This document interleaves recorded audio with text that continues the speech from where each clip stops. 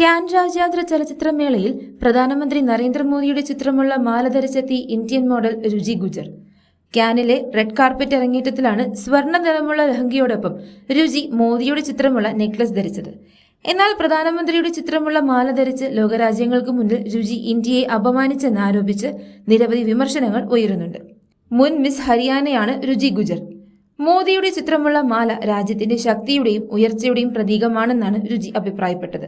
ക്യാനിൽ ഇത് ധരിക്കുന്നതിലൂടെ രാജ്യത്തെ ഉയരങ്ങളിലേക്ക് നയിച്ച പ്രധാനമന്ത്രിയെ ബഹുമാനിക്കുകയാണെന്നും അവർ പറഞ്ഞു. സാമൂഹിക മാധ്യമങ്ങളിലൂടെ ഇതിനെതിരെ വ്യാപക വിമർശനമാണ് ഉയരുന്നത്. അഭിനയത്തിൽ മികവ് തെളിയിക്കുന്നതിന് പകരം ശ്രദ്ധ പിടിച്ചു പറ്റാൻ ഇത്തരം തന്ത്രങ്ങൾ ഉപയോഗിക്കുന്നുവെന്നതാണ് ഉയരുന്ന പ്രധാന വിമർശനം. ഒരു രാജ്യത്തിന്റെ പ്രധാനമന്ത്രിയുടെ ചിത്രം മാലയിൽ തൂക്കി പൊതുസ്ഥലത്ത് പ്രത്യക്ഷപ്പെടുന്നത് ശരിയാണോ എന്നും ചോദ്യങ്ങൾ ഉയരുന്നുണ്ട്. ലോകത്തെ ഏറ്റവും വലിയ ചലച്ചിത്രമേളകളിൽ ഒന്നാണ് ക്യാൻ.